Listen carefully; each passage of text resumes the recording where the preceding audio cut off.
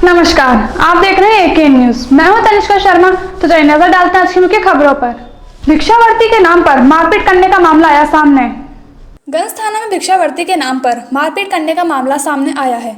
सूचना मिलने पर चाइल्ड हेल्पलाइन की टीम मौके पर घटनास्थल पहुंची और बताया कि बच्चा भीख मांगता है। जब वह घर पहुंचा और उसके पिता ने उससे पैसे मांगे, जब बच्चे ने पैसे न होने का कारण बताया तो उसके पिता ने उसके साथ मारपीट की।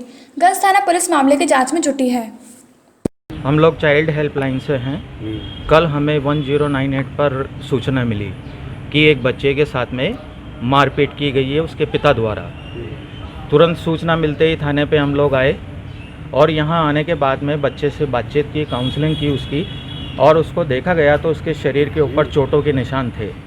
बातचीत पे बच्चे ने बताया कि उसके पिता द्वारा पाइप होता है प्लास्टिक का, उससे उसके साथ में मारपीट की। मेन वजह ये थी कि वो भीख मांग के नहीं लाया था। उसके पिता उसके साथ में भीख मंगवाते हैं और उसके साथ में मारपीट भी करते हैं। तो वो कल भीख के पैसे नहीं लेके आया था। इससे गुस्से में आकर उसके पिता ने उसके साथ बहुत ज़बरदस्त मारपीट की। यहाँ तक कि बच्चे ने बताया कि वो उसको उठा के भी फेंकने वाले थे, लेकिन बच्चा वहाँ से सुरक्षित प्रेस रिपोर्टर के द्वारा यहाँ तक पहुँचाया गया और यहाँ पर थाने द्वारा उसके पिता के खिलाफ 76 और 79 धारा के तहत मुकदमा दर्ज किया है भिक्षावृत्ति में और मारपीट के अंदर। और अभी बच्चे का भी मेडिकल भी करवा दिया गया है और अभी बच्चे को आश्रय दिलवाने के लिए हम लोग बाल कल्याण समिति के समक्ष बच्चे को प्रस्तुत करेंगे। रबीउल अव्वल के मौके पर दरगाह शरीफ में रोशनी का कार्य शुरू किया गया। नबी करीम हुजूर अकरम सल्लल्लाहु अलैहि वसल्लम की यौम पैदाइश के महीने का चांद दिखने के साथ ही दरगाह में रोशनी का काम शुरू किया गया। इस मुबारक मौके पर तोपों की सलामी भी दी गई और सलातो सलाम पेश किए गए। दरगाह के गद्दी नशीन एसएफ हसन चिश्ती ने कहा कि हुजूर की पैदाइश के महीने के इस मौके पर दुनिया भर से ज़ायरीन ख्वाजा साहब की दरगाह में आते हैं, जो पूरे 12 दिनों तक अजमेर में ही ठहरते हैं, लेकिन इस बार कोविड-19 की वजह से शरीक नहीं हो पाएंगे। सरकार की गाइडलाइन के मुताबिक सोशल डिस्टेंसिंग की पालना करते हुए दरगाह में होने वाले प्रोग्रामों में शिरकत कर सकेंगे। फिलहाल रबीउल अव्वल के इस मुबारक मौके पर दरगाह में कुछ रौनक नजर आने लगी है। आज रबीउल अव्वल का चांद देखने के साथ ही पैगंबर हुजूर नबी करीम सल्लल्लाहु अलैहि वसल्लम आका इनामदार का यौम विलादत के अवसर पर गरीब नवाज की बारगाह को विशेष रोशनी से सजाया जाएगा। नात मनक़बतों को सलाम के नज़ारे पेश किए जाएंगे। तोपों की नक्कारे की सलामी दी जाएगी। कोविड-19 के चलते हुए लोगों के जो आने की उम्मीद होती है वो कम है, क्योंकि लोग इस रबीउल अव्वल के फंक्शन में जो यहाँ 12 दिन तक गरीब नवाज की बारगाह में बड़े पैमाने में हुआ करते हैं, उसमें लोग शरीक नहीं हो पाएंगे क्योंकि कोविड-19 चल रहा है। और इस मुबारक मौके पर हुजूर की विलादत के मौके पर गरीब नवाज की बारगाह में अल्लाह से दुआ करते हैं कि हुजूर के सदक़े में ये कोविड-19 से पूरे विश्व को, पूरी दुनिया को निजात मिले और पूरी दुनिया का हस्ती के लिए ज़िंदगी गुजारे और इस बीमारी का हमेशा हमेशा के लिए खात्मा बिलखैर हो। युवक हुआ ऑनलाइन ठगी का शिकार, खाते से निकाले 49,900 रुपए। थाना इलाका स्थित पीड़ित पदन जैन ऑनलाइन ठगी का शिकार हो गया।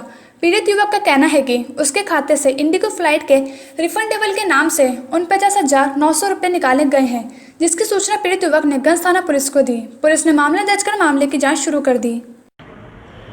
एक महावीर कॉलोनी के रहने वाले हैं परिवादी श्री पद्मचंद पुत्र श्री नूरकमल जैन है, जो कल थाने पर उपस्थित होकर एक इस आशय की रिपोर्ट दर्ज कराई कि मैंने एयर इंडिगो में टोल फ्री नंबर पे मैंने टेलीफ़ोन किया और मेरा कोई टिकट वगैरह कैंसिल करा रहा था। उसी दौरान किसी व्यक्ति द्वारा ऑनलाइन फ्रॉड किया गया है, जिसमें उनके 49,500 रुपये निकल गए 3 बार में। एक बार 24,999 रुपये, दूसरी बार में 19,999 रुपये और तीसरी बार में 4,500 रुपये की उसने ठगी की है, जिसके संबंध में उन्होंने बैंक वगैरह के अंदर जानकारी की तो उसी दौरान उनके जो मैसेज मोबाइल में थे वो भी डिलीट हो गई। इस प्रकार प्रकरण संख्या 259/20 धारा 420 के अंदर दर्ज होकर अनुसंधान किया जा रहा है और आगे बैंक से डिटेल वगैरह प्राप्त करके साइबर सेल की सहायता से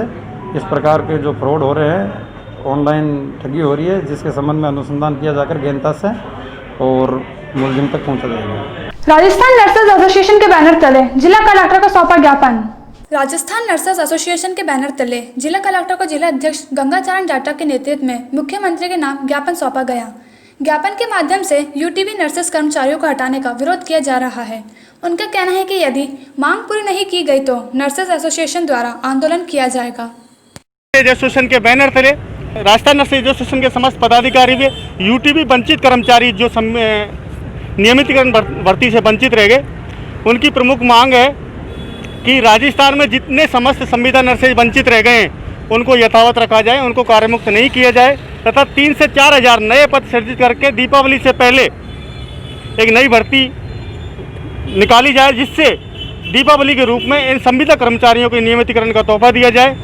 उदयपुर में RNT मेडिकल कॉलेज में 15 नर्सिंग कर्मचारी जो कार्यमुक्त कर दी गए यूटीबी के, उनको पुनः बहाल किया जाए।